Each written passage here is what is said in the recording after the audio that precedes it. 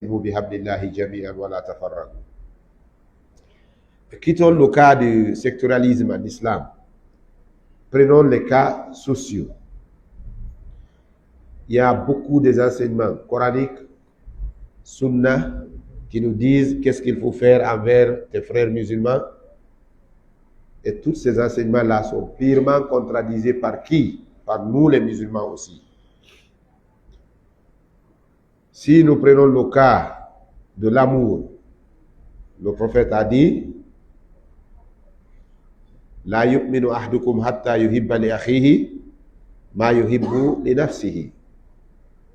Personne parmi vous ne sera un bon croyant s'il n'aime pas pour son frère ce qu'il aime pour lui-même. Là, point d'interrogation. Aimer pour ses frères musulmans ce que tu aimes pour toi-même. Et si nous regardons entre nous, là aussi, nous voyons nos péchés aussi. Nous avons contradire aussi les enseignements du cher prophète de l'islam, Muhammad sallallahu alayhi wa sallam. Prenons le cas de l'unité. Allah nous a dit Shara'a lakum min ad-din ma wassa bihi Nuhan.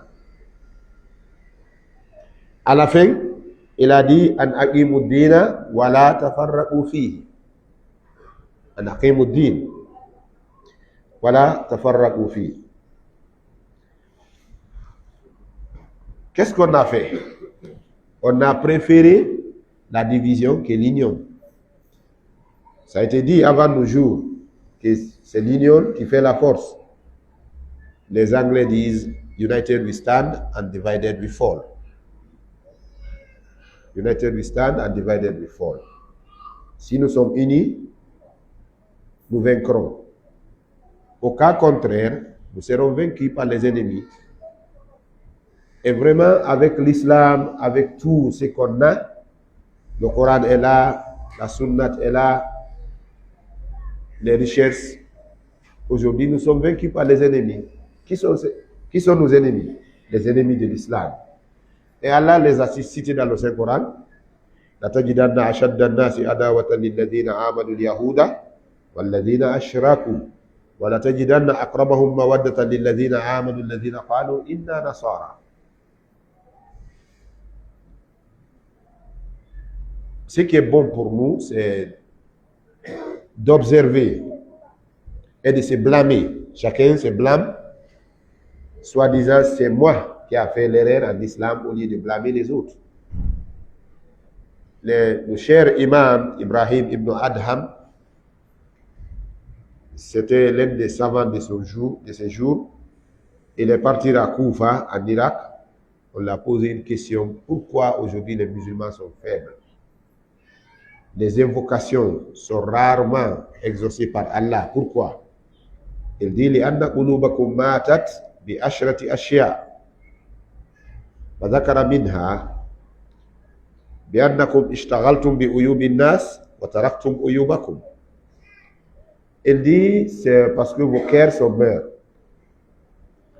Vous êtes devenus des cadavres vivants. Il a cité parmi les causes qui sont causées cette, disons, faiblesse des musulmans. Il dit, vous êtes là à observer les erreurs des autres et vous avez oublié vos erreurs vous-même. Et c'est le cas aujourd'hui. Chacun blâme l'autre. Chacun se dit parfait. Et c'est pas moi, c'est l'autre. C'est pas moi, c'est l'autre. C'est pas nous, c'est les autres. Donc par ça, les musulmans ont fini par être faibles totalement. Regardez le cas de Palestine aujourd'hui. Le cas de Palestine est un exemple palpable que les musulmans sont faibles de nos jours. Ce n'est pas la religion qui est faible, plutôt c'est les musulmans qui sont faibles. Al-Islam ya'li wa la yu'la alayhi. L'islam est un champion, est un vainqueur.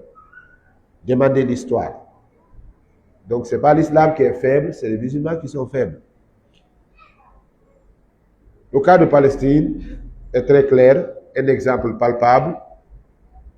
Même les caravanes de la Dawa, chaque groupe parle contre l'autre. Chaque groupe parle contre l'autre. Même dans les mosquées.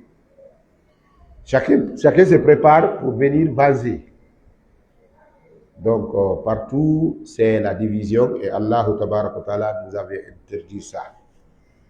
Voilà, tafarraqu, ne soyez pas divisés. Le cher prophète de l'islam, parmi les évidents, les preuves qu'il est un prophète de victoire, un prophète de succès, un prophète de bénédiction pour cette communauté musulmane, il nous a dit, d'après Abdullah ibn Umar, dans un hadith rapporté dans les deux Sahih, Al-Bukhari ou Muslim, il dit Al-Muslimu akhul Muslim. Al-Muslimu akhul Muslim, la yazlimhu wa la yuslimhu. ومن كان في حاجة أخيه كان الله في حاجته ومن فرج عن مسلم كربة في رواية من كرب الدنيا فرج الله عنه كربة من كرب يوم القيامة ومن ستر مسلما ستره الله يوم القيامة. Cet hadith a une grande émotion pour nous les musulmans. Il dit sallallahu alayhi wa sallam, le musulman est le frère du musulman. Il n'est pas injuste avec son frère musulman. C'est-à-dire, le musulman ne doit pas être injuste envers l'autre. Il dit aussi, il ne l'abandonne pas. Nous avons vu aujourd'hui, les Palestiniens sont abandonnés par le monde musulman, n'est-ce pas? Nous les avons sacrifiés. La Palestine est devenue aujourd'hui une communauté sacrifiée. Par qui même? Par les musulmans. Et c'est comme ça partout dans le monde. Les musulmans s'abandonnent. Sauf au cas les plus minimes de notre vie, disons les baptêmes, les mariages. Chacun vient avec une petite somme pour contribuer et assister. C'est pas ça. C'est pas ça l'assistance. L'assistance humaine doit être morale et après matérielle. Mais moralement, les musulmans ne s'assistent pas. Les musulmans se moquent, les musulmans se minimisent, les musulmans de nos jours aujourd'hui s'insultent et chacun cherche à minimiser l'autre. Il dit voilà, yuslimhu. Il n'abandonne jamais son frère musulman. Il dit aussi, celui qui s'occupe du besoin de son frère, Allah s'occupe de son besoin.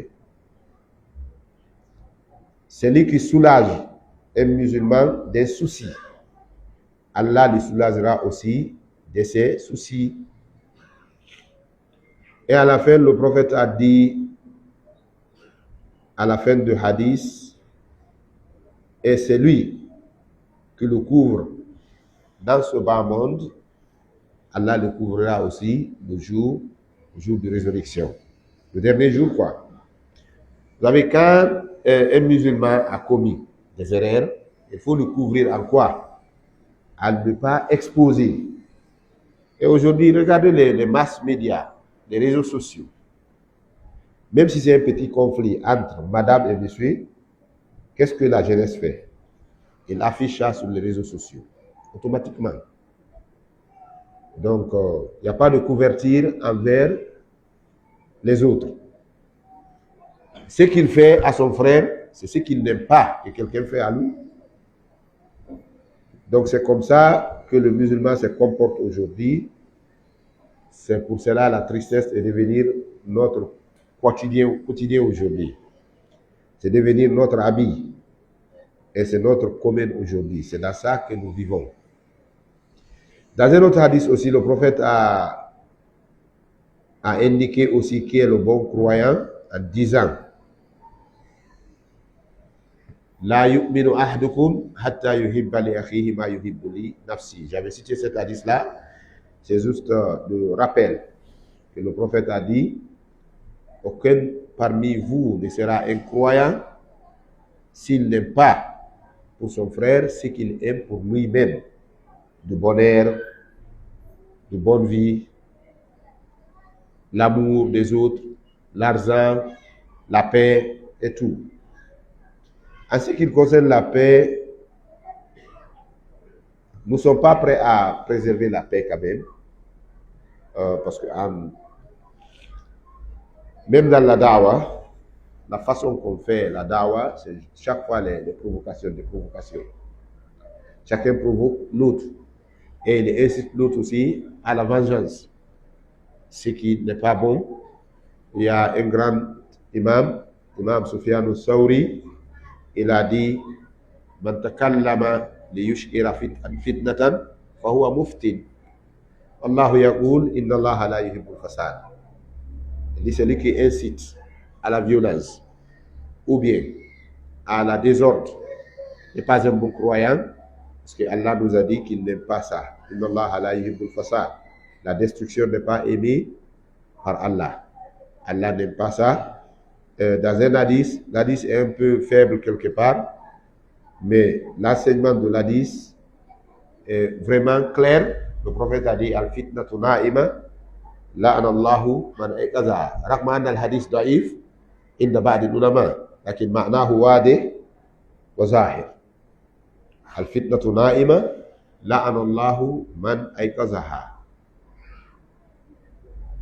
Quand il y a la paix, n'incite pas au trouble. Il y a l'ethnocentrisme aussi qui s'est prévu aussi dans notre thème. Il y a l'ethnocentrisme que le prophète avait interdit. Il dit Al-asabiyatu da'uha fa innaha muntina, n'est-ce pas? Al-asabiyatu da'uha. Il a dit Inna ja'alnakum shu'uban wa qaba'ila lita'arafu inna akramakum indallahi atqakum. Allah n'a pas d'ethnie, il n'a pas de race, il n'a pas de communauté. Il a que sa créature, il a choisi parmi la créature les croyants comme serviteurs. Donc essayons aussi de bannir ça aussi, l'ethnocentrisme, le régionalisme. C'est quelque chose qui est sale en islam. Le prophète a dit fa innaha muntina. L'odeur n'est pas bon. Il dit al-muslimu akhul muslim. Le musulman est un frère à son frère musulman. Al-muslimu akhul muslim. Vous avez l'ethnocentrisme. C'est pas d'aimer ton frère ou bien ton parent qui est l'ethnocentrisme. C'est de le soutenir dans les mensonges, là où il n'a pas raison. C'est ce qu'on appelle l'ethnocentrisme. Pourquoi vous l'avez soutenu? C'est parce qu'il est mon frère. Pourquoi? C'est parce qu'il est guinéen sur Guinée. Pourquoi? C'est parce qu'il est Peul, parce qu'il est Peul sur Peul. Pourquoi? C'est parce qu'il est ouest-africain sur ouest-africain. Donc il a raison ou pas, je le soutiens. Ça, c'est l'ethnocentrisme. C'est interdit. Nous avons un grand cheikh de Fouta qui nous a défini